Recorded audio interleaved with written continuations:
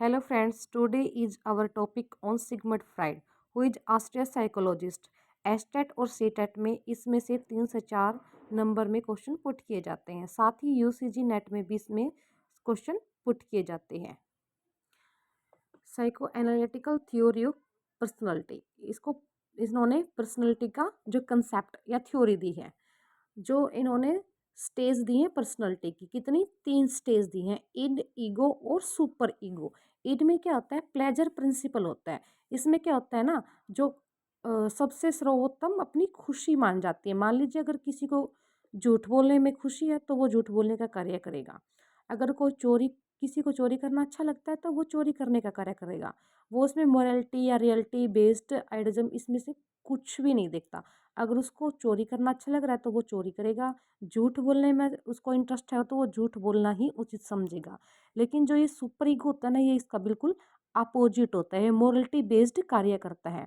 लेकिन इन दोनों के जो बीच में बैलेंस बनाने का कार्य करता है वो ईगो करता है। ईगो रियलिटी प्रिंसिपल बेस्ड कार्य करता है। ये ईड क्या कहता है कि अगर तुम्हें झूठ बोलने में खुशी है तो आप झूठ बोलो, चोरी करने में खुशी है तो चोरी करो। सुपर ईगो कहता है कि हमें चोरी और झूठ किसी भी कीमत पर नहीं बोलनी चाहिए।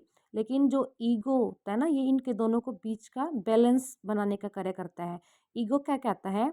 अगर झूठ बोलने से किसी का भला होता है तो हमें झूठ बोल लेनी चाहिए, लेकिन कंडीशन बेस्ड पर। इसी प्रकार से जो सिगमंड फ्राइड है उसने लेवल ऑफ कॉन्शियस भी दिए हैं। इसके भी 3 पार्ट्स हैं, जैसे देखते हैं कॉन्शियस माइंड, सबकॉन्शियस माइंड और अनकॉन्शियस माइंड। ये जो कॉन्शियस माइंड होता है ये प्रेजेंट के बारे में बातें करता है, जो प्रेजेंट में चल रहा होता है। हमारे दिमाग में जो 8% बातें होती है वो प्रेजेंट टाइम से रिलेटेड होती है। सब कॉन्शियस माइंड में क्या होता है? बहुत सारी ऐसी बातें होती है जो हम जिन्हें हम भूल चुके होते हैं, लेकिन रिकॉल करने पर हमें वो सब इंफॉर्मेशन वापस हमारे माइंड में आ जाती हैं।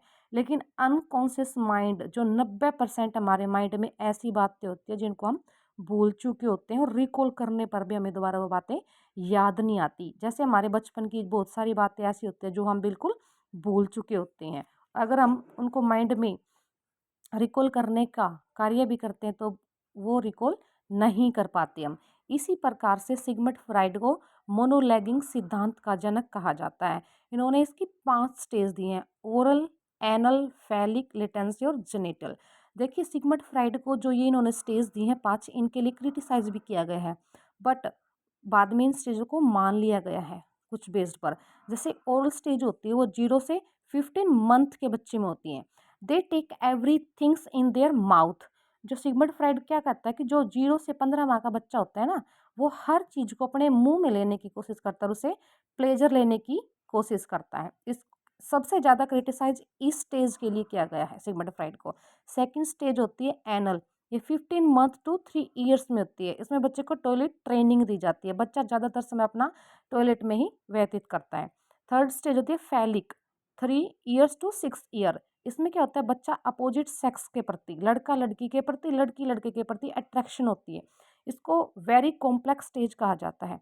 फोर्थ स्टेज होती है latency stage, 6 year to 12 years. इसमें पियर इंटरेस्ट, बच्चा समूह है बनाकर खेलना शुरू कर देता है। और जो अपोजिट सेक्स के प्रति अट्रैक्शन होता है वो इसमें क्या हो जाता है? रिड्यूस, कम हो जाता है।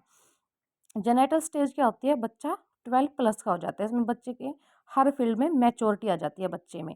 इसी प्रकार से जो सिगमंड फ्राइड की सबसे इम्पोर्टेंट जो स्टेज दी है इसने ओरल और ओडी नहीं सॉरी इलेक्ट्रा और ओडिपस दिया है। इलेक्ट्रा में क्या होता है? जो लड़की होती है ना अपने फादर के प्रति अट्रैक्शन होती है। और ओडिपस में क्या होता है कि जो लड़का होता है ना वो अपनी मदर के प्रति अट्रैक्ट होता है।